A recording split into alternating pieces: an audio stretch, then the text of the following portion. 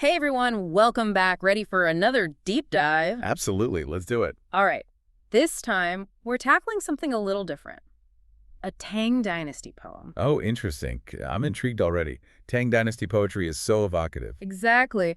We're diving into the world of Bai Juyi, a poet known for his simple but powerful style.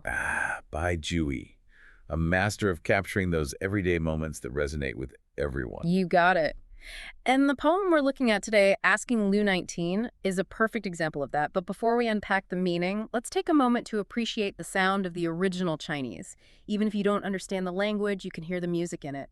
Reads the poem aloud in Chinese. Yeah. See what I mean? Beautiful, right? It really is. There's a certain rhythm and flow to it that transcends the language barrier. Okay, so let's break it down line by line. The poem starts with green and new fermented wine. Sounds a little strange to our modern ears, right? It does. It makes you stop and think. What is green ant wine? Right, and that's what makes it so interesting. It's not just any wine. It's freshly brewed rice wine, which would often have this greenish tint. Ah, I see. So there's this visual element right from the start. You can practically see the wine. And there's more to it than just the color. You see, during the Tang Dynasty, rice wine wasn't just a drink. It had this whole cultural significance. Really? Like what? Well, it was tied to celebrations, prosperity, good fortune.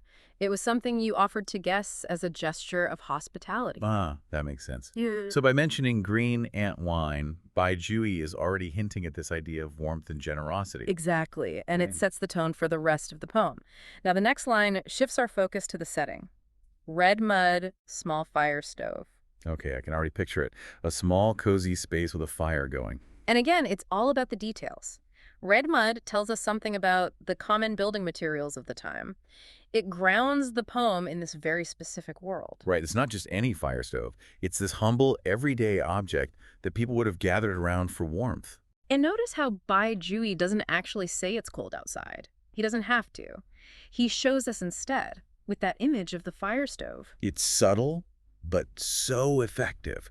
He's drawing us into the scene, letting us feel the warmth of the fire. And then we get to the third line. Evening comes, sky desires snow. There's a shift happening here, a change in the atmosphere. It's not snowing yet, but you can feel it coming. The day is winding down, and there's a sense of anticipation in the air. Exactly. It's like that moment right before a snowfall when everything goes quiet and still. And it makes you want to be inside, next to that fire, right? Absolutely.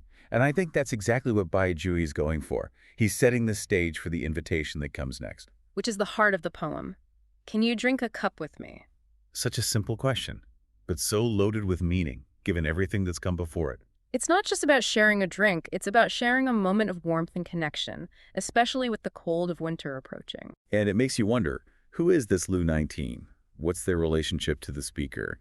Did they accept the invitation? That's the beauty of poetry, right? It leaves us with these open questions, these little mysteries to ponder. It sparks our imagination.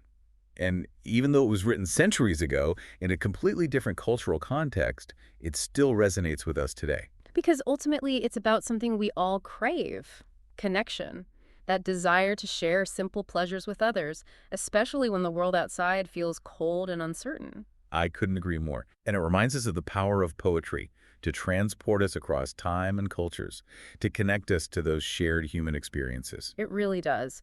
So the next time you're enjoying a warm drink with a friend, maybe on a chilly evening, think of Bai Juyi and his invitation. Take a moment to appreciate that simple joy of being together. Cheers to that. Cheers. And that's a wrap on another deep dive. Thanks for joining us.